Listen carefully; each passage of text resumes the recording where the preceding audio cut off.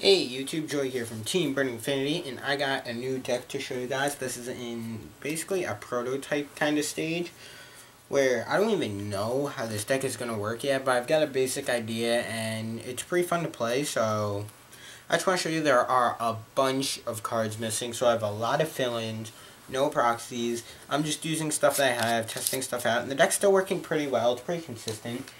The main goal of the deck is size 1 beats with some burn. It's a Magic World deck, and it does have a couple of size 2 monsters. A couple of them are going to stay, but a lot of them are going to be taken out for other size 1s that have like 3 ofs, 2 ofs, and stuff like that. So I'll show you the deck, and then I'll explain what it does really. This is going to be Magic World deck. And your buddy could be really any size 1 72 pillars creature. Recommended reason not using magic is because you can use an impact card and it just helps a lot more. So just remember, Magic World 72 pillars size 1 creature buddy. I just chose him because that 5k defense comes in use a lot and I have the most copies of him. Those are really my own reasons. So, but you can really use any size 1. You could use Asmodai and all the rest, but you'll see in the deck profile, as I said. So for the size 1 creatures, this is going to be a very long list. We have 3 copies of Kenji of the Explosive Fists.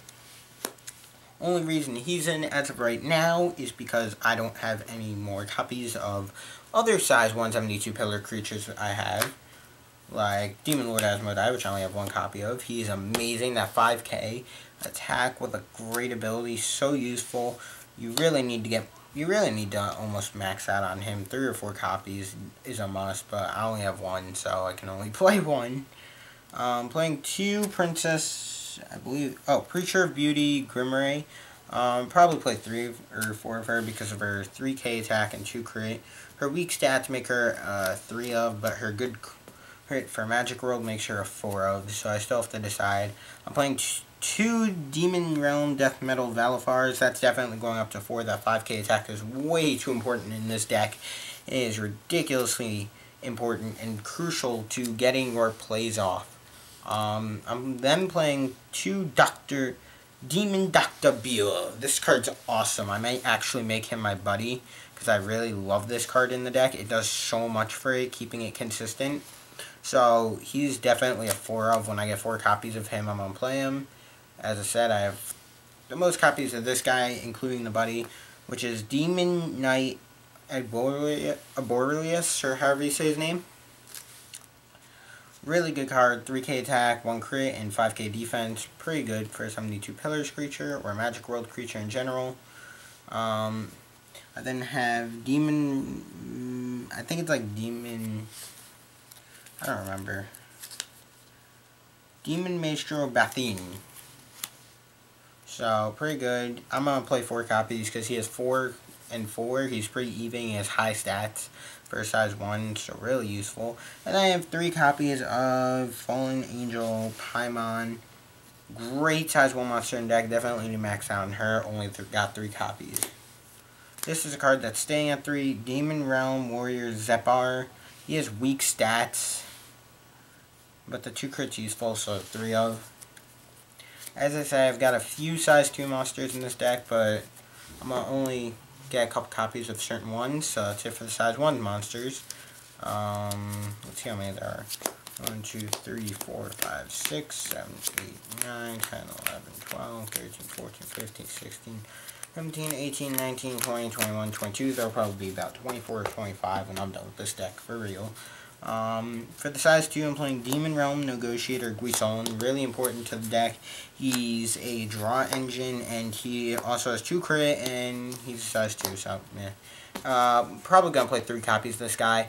It's really good, but sometimes you just don't need him, so maybe 2. What's this guy's name? Liar Full Fool. I'm going to play 2 copies of this guy because it's gonna combo well with the card that I'm playing. And also, he has 6k attack, so really important high attack stat. Might play 3 of him and 2 of him, or 3 and 3, but really good cards and they help a lot.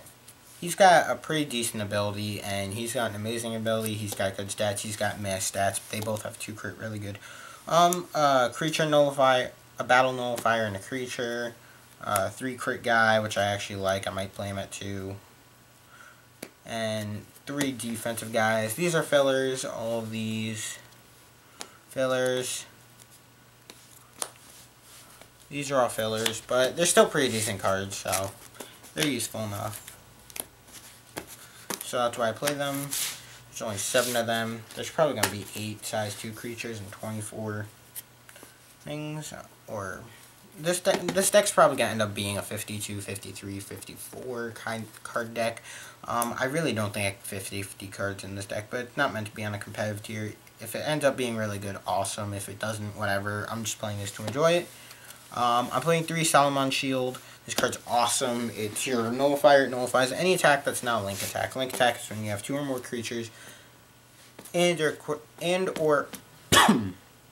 equipped card attack together to beat over a single creature with a high defense. So 3 Solomon Shield. I'm playing 1 copy of Nice One, 2 copies of By Help. These cards are going to go out when I get more copies of Nice One. I'm going to bump this up to 4 because this card is amazing. You could draw 2 cards for 1 gauge. It is an absolute +1 no matter how you look at it, and it's extremely broken. Only bad thing is you can only activate 1 per turn. But it does help you conserve your gauge too, so really important to play those. Buddy Charge going up to 2. This card is so useful in the deck. Because you play size 1s and you play a lot of them, this card's almost always live because you could just buddy call and charge and then get free 2 gauge. So really good card, really useful. If you don't have a buddy out, you still get 1 free gauge. It's a 1-for-1 then. For other spells, I have 1 Transflame. This card's going up to 3, not 4, because I'm not... Well, actually, it's going to go up to 4 because dealing 4 damage for free, really useful. That's all I can say. You burn a damage every time you play that card. One of my favorite spell cards in the deck, the Arc, is going up to 3 because it stops you from losing, and it's a spell that's awesome. You play it, you put the top 2 cards of your deck in your soul face down, and when your life reaches 0, if you have a spell in the soul, you get to gain 2 life and draw a card. After that, the card gets destroyed. It's amazing. 1 copy of Begon. This is going to be bumped up to 2 or 3. I don't like Magical Goodbye that much because it just returns it back to the hand. This card nullifies size 2 or less monsters. Almost every monster in the game that's relevant is a size 2 or less, so that's a free nullify monster. It's probably going to be played at 3. Playing 2 Abracadabras because I can nullify spells. Yeah, just spells. And it sends them to the drop zone. Really useful and annoying things that cost 2 gauge. For summon cards, I have 2 Saturday Night, or, what is that? That's a ridiculous name. Great Spell, Saturday Night, Devil Fever. Basically what you do is you pay 2 gauge and 1 life, and if you have 6 or more 72 pillars in your drop zone, you could call 3 size 172 pillars from your drop zone straight to the field, and it's amazing because this card's ridiculously game-changing. After you call the creatures, the rest of the cards in your drop zone go back to the deck, and you ignore all call costs when playing those creatures. This card's going up to 3, not 4. Don't need that many. Quick Summon, really useful. It's going up to 3 because if your opponent attacks you and you don't want a certain creature being destroyed, you could either play a high defense or a creature just in general to take the hit. So it's really useful. Or you could just put it to make one of their attacks useless. Removal, I have a Score that's going out once I get more nice ones. 3 Destructions, probably going down to 2. This card's really good. It destroys equips. I actually might keep it at 3 because equips are a real threatening thing especially against a harder matchup. Which, if I could find my binder, I could show you the matchup because I have the flag in there. Danger World. Oh wait, that's Dragon World.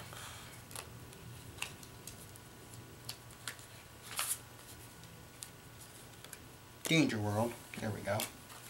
The Danger World deck, which I am building, so you'll see that in a future video, probably a week from now when my local owner gets the trial deck for it. He ran out of stock. And I went to pick one up today, so, oh well. Danger World's the hard matchup because they have a lot of beefier cards and destruction spells, so this helps against that, especially since they have a lot of cards that rely on an item or not having a creature in the center. And when they don't have an item, it's pretty threatening to them, so that's really useful.